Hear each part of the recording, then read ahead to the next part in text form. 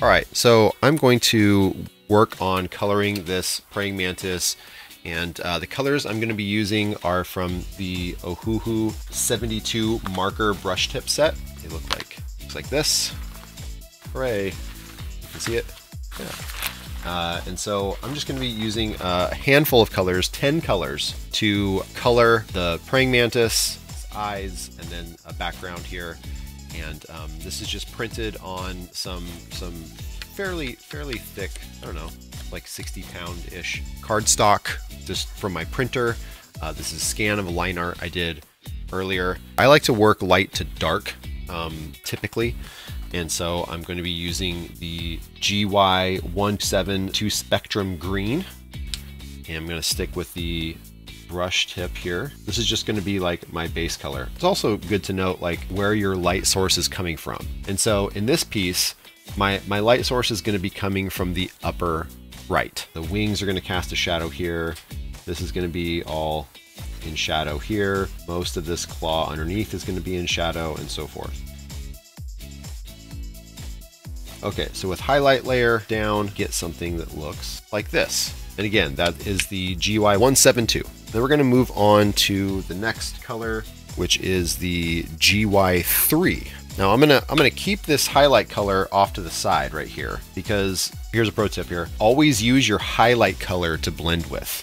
And so this is way more saturated green. So again, I'm not even gonna fully touch where the major highlight is here, and just thinking like, well, what would happen here if light was coming again from this direction? The neck would mostly be in shadow. Probably wouldn't see a lot of this. This part, you probably have a pretty heavy cast shadow here from like the shell of the wing part. This would all cast a shadow down here. Something along those lines. Okay, and now we're gonna move to G8.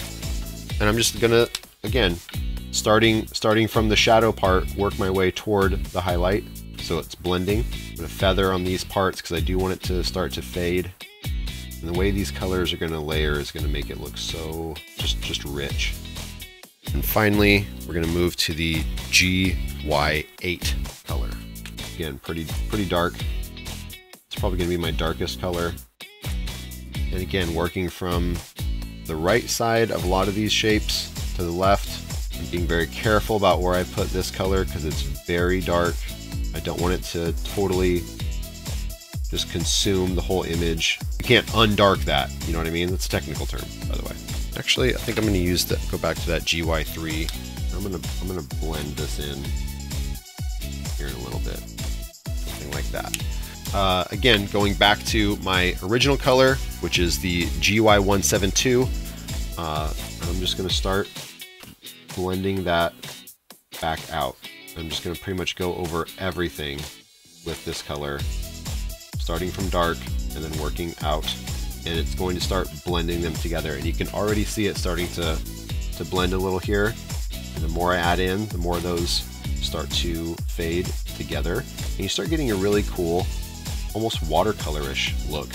So that's why it's important to blend with your highlight color. Blend with your lightest value of whatever you're doing, and don't be afraid to leave some of the paper white. I have a hard time with that. I just want to fill it in. Yourself a little, practice a little self-control there. Again, working from dark to light here, just layering in this color. It'll all start blending together. And as you do this, you can start making more decisions about what do you feel needs to be darker, lighter, whatever. You know, this is your art. You do whatever you want. Once you know how to use these techniques, then you can just go crazy, do whatever you want. You want a blue praying mantis? Go for it.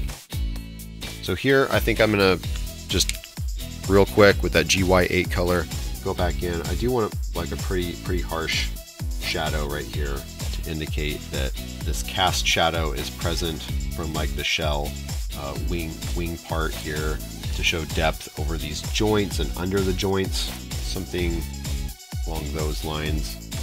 And all that's going to do is just help contrast, implying that there's some layering going on there. So right, this wing sits on top of this arm sits on top of this forearm part, which sits on top of this claw. That's looking good. We're gonna move on to the eye. And for the eye, I only have 3 colors. I'm gonna start with the R11, which is the mauve shadow. And these highlights of the eyes are just also going to help emphasize the direction of light. Okay, so for the other tones of the eye, I'm using a P1 Vivid Purple and the R7. So the R7 is actually a little darker. So I'm actually gonna go straight to the shadow color. But I also wanna add some texture to the eyes too. So I'm just gonna add some shadow here in these little parts like this. And then before I get all the way in, I'm actually gonna stipple a little bit, which means I'm just using the tip of the brush. And this is gonna give the illusion of some transparency in that. And then I'm gonna switch to my P1.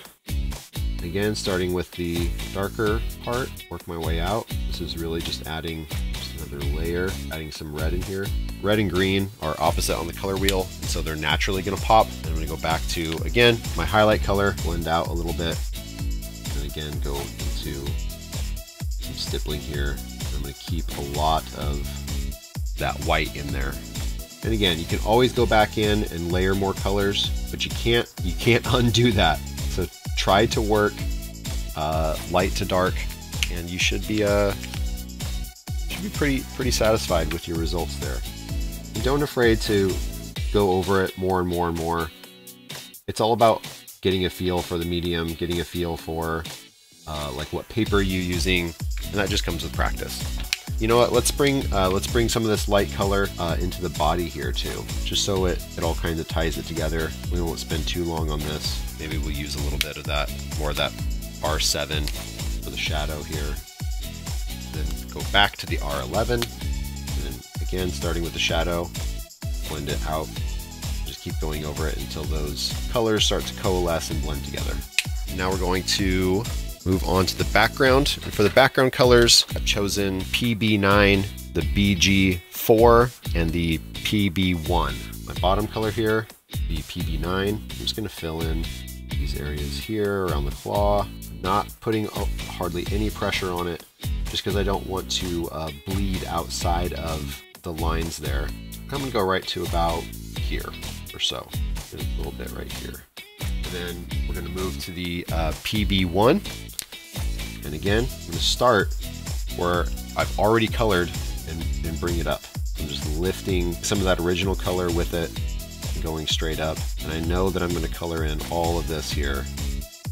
And then we'll move on to the lightest color here, which is gonna be the BG4. And starting in that color, just lift all the way up like this. And I'm not gonna go clear to the top here because I want it to be pretty light at the top.